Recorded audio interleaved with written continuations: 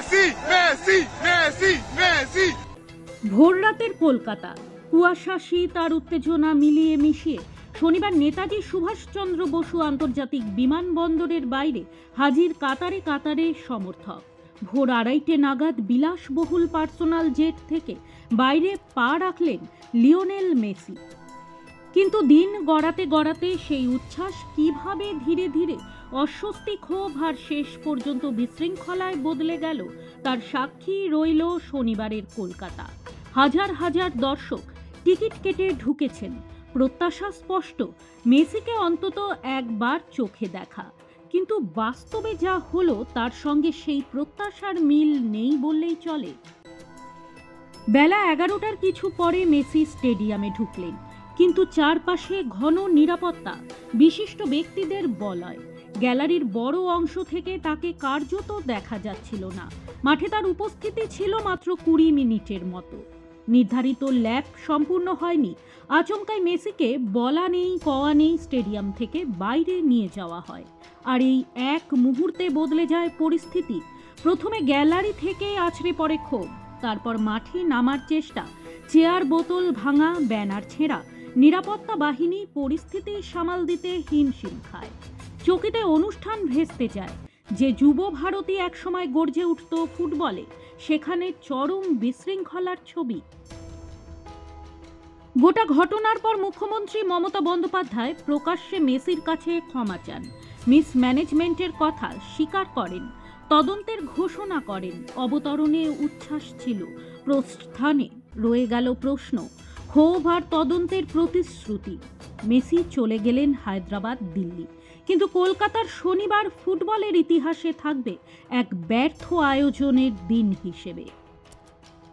इतने छोटे छोटे लड़के मेसी को देखने आते हैं, हम मारो विश्वास को क्यों देखेंगे? वो फुटबॉल का स्पिरिट में खिला है।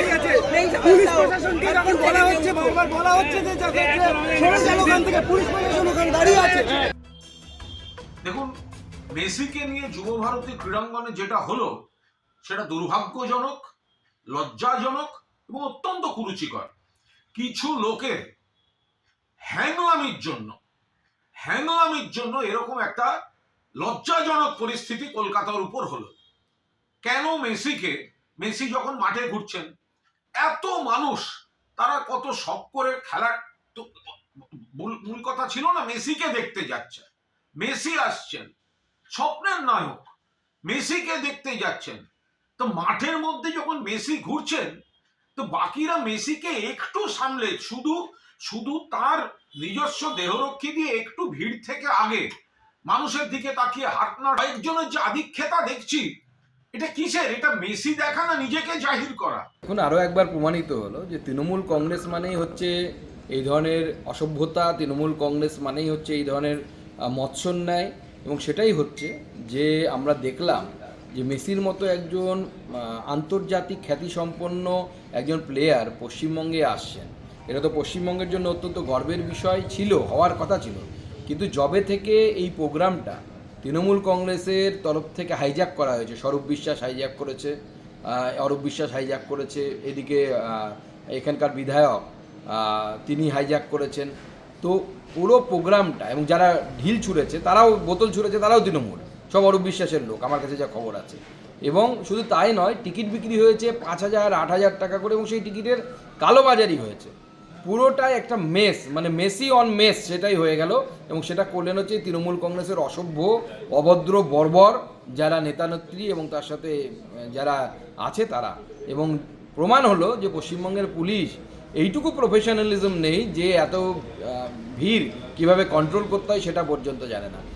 Bengal is shocked. India is aghast. The sports world is benumbed, seeing the pell-mell that took place in Salt Lake Stadium today. The visit of the football icon Messi has been used by the organizers for self-seeking monetary benefit for them. Subhajit দাসের report, news বৃত্তান্ত। Wait, so this was your wedding look? Oh my God, Tammy, you look pretty. Dhaka থেকে যখন আইছিলাম, এ হগল আমার মা আমারে পরাইয়া দিছিল। It's so authentic, Tummy. I will go for this look. But what about my goina? সাদা রঙের রুমালটিতে গোলাপি রঙের কাজ, সব মিলিয়ে দারুণ হবে নতুন কনের সাজ। আমার গয়না, আমার শ্রীঢাকা জুয়েলার্স, আভিজাত্যের গয়না। নর্থ বেঙ্গলের সেরা সুপার স্পেশালিটি হাসপাতাল জীবনরেখা, অভিজ্ঞ ডাক্তার, আধুনিক lab, 24x7 emergency services, neurology, cardiology, orthopaedics, gastro, দন্ত ও চোখের চিকিৎসা একসাথে, আইসিইউ, এনআইসিইউ এবং এনএবিএল অ্যাক্রেডিটেড প্যাথোলজি ল্যাব। জীবন রেখা হসপিটাল। আপনার জরুরি মুহূর্তে অ্যাম্বুলেন্স পৌঁছবে ঠিক সময়ে। কল করুন 8373066655। সব মাই চায় মেয়েকে রাজরানীর মতন সাজাতে, সাজিয়ে তুলতে চায় সোনার গয়নায়। তাই আমি বলছি, মেয়ের বিয়ের গয়না কিনুন ওরিয়েন্ট জুয়েলার্স, সোনা যা সর্বক্ষণের।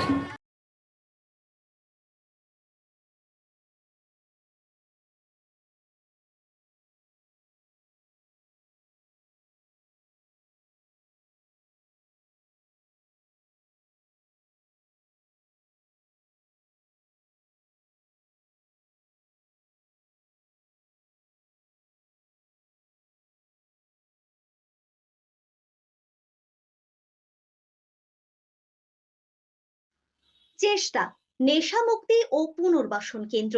এখানে যে কোনো রকমের নেশা ও মানসিক রোগের সঠিক চিকিৎসা করা হয়।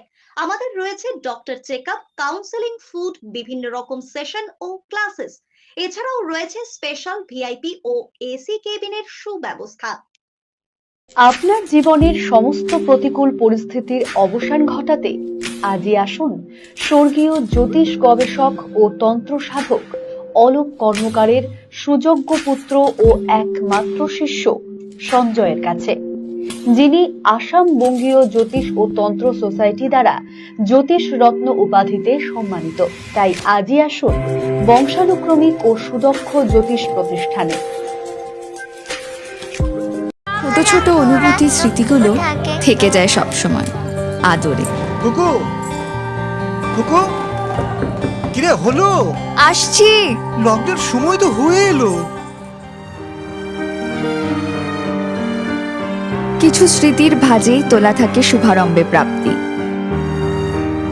50 বছরের অভিজ্ঞতায় আগ্নেশ্বর জুয়েলার্স, নিখুঁত গয়নার কারিগরি। Agneshwar jewellers, NS road, Raiganj.